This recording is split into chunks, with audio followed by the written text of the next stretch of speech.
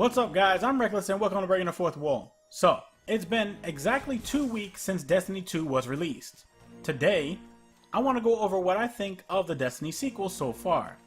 I thought about doing a first impressions video when the game came out, but that never happened due to me enjoying the game that much. Now, possible spoilers if you have not completed the story in Destiny 2 yet. I know not everyone can play a lot, so I'm letting you know ahead of time. This video is going to be strictly my opinion, which I'm entitled to, so you can agree or disagree if you like. So let's get started. Here's my first impression of Destiny 2. This game is freaking awesome! But on a serious note, the game is very good. I enjoyed it a lot, and I can say Bungie outdid themselves. Now, there were little hiccups on the release date, like, for instance, not being able to play for like an hour after its release due to everyone trying to get on the servers at the same time. The story was good, but given that Destiny 2 is trying to get into the whole MMO field by adding MMO components like flashpoints, adventures, and other things like lost sectors, the story could have been a little bit better. Now, just because you have a lot of cinematics, that doesn't mean it's a good story. Now, I'm not hating on the story at all. Like I said, it was good, but it could have been better. For example, when it comes to explaining things, during the end, the counselor walks up to the speaker, we see that the speaker's mask falls to the ground, and then we see the speaker hit the floor, face down, ass up. Now, there is no actual idea if the speaker was killed, or what even happened to him.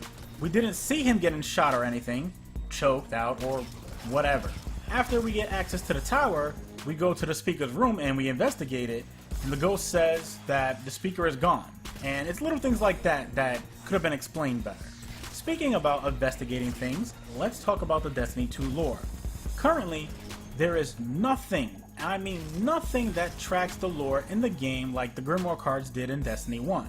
So, we can run around the entire game and investigate everything, but never know if we found everything there was to investigate. On top of that, exotics and some legendaries like the Trials gear have a lore tab to them, but I think that Bungie should integrate a lore score into Destiny 2.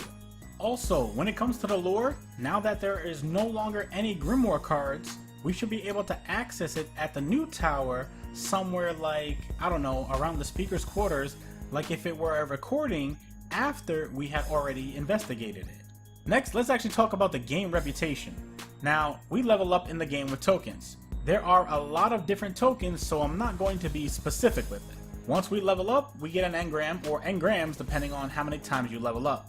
Destiny 2 does not have a level counter as Destiny 1 had, so we don't even know what level we are with each vendor. Unfortunately, we have to outsource to third-party applications like Destiny Item Manager or DIM in order to see our faction levels. Personally, I feel that this should be an in-game thing, but it's not. Next, let's talk about the Nightfall. Yes, the Nightfall. Now, I know a ton of people hate the fact that there is a Nightfall timer. I hated it too first day it was available, especially while doing the Rat King quest. The timer made it very difficult for those Guardians with low power levels to actually finish it.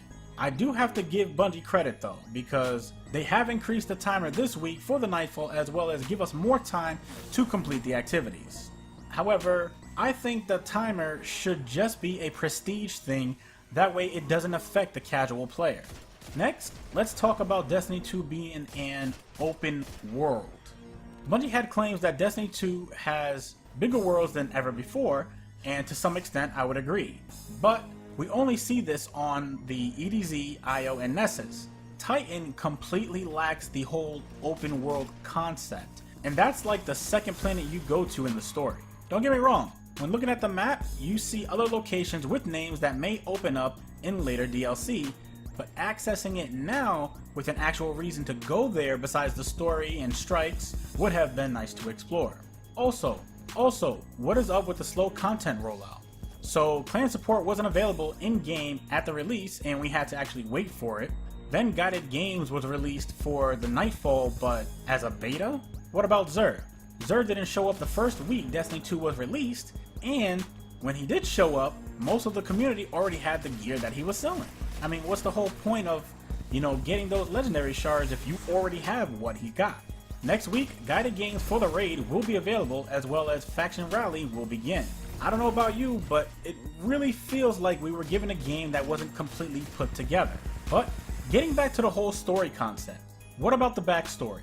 Whatever happened to all the NPCs, like the 3 factions, New Monarchy, Future War Cult, and Dead Orbit? You know, whatever happened to Lord Saladin and Lady Ifridi? Never heard anything about them. Whatever happened to the Queen? You know, because we know she's not dead. Munchie has already said that the Stranger is not going to be in Destiny 2, so don't hold your breath. Eris Morn hasn't been seen since the Cabal invasion, but I have a feeling she will return in Destiny 2 sometime in the near future with a DLC. Now, that's all important stuff that is missing from Destiny 2 currently. As I mentioned earlier, Faction Rally will be coming next week, but I doubt that we'll get any story on what happened, and all of the faction vendors will most likely just appear in the tower like if they were there the entire time. Now, I'm pretty sure Lady Ifridi and Lord Saladin will also be making an appearance whenever we have the Iron Banner come around again, but once again, just like the faction leaders, most likely they'll just appear as if they were there. Yes, I do understand that a lot of this sounds like complaining, but these are the questions that still haven't been answered, and we as a community want to know what is going on. So, let me know in the comments below what else you guys feel is amiss in Destiny 2. And that, fellow Guardians, brings us to the end of the video. Like and share it if you felt it was helpful, subscribe and turn on notifications for more Destiny content. Feedback really helps the channel out. Thank you guys for all of your support, and remember, own your success, and I will see you guys next time.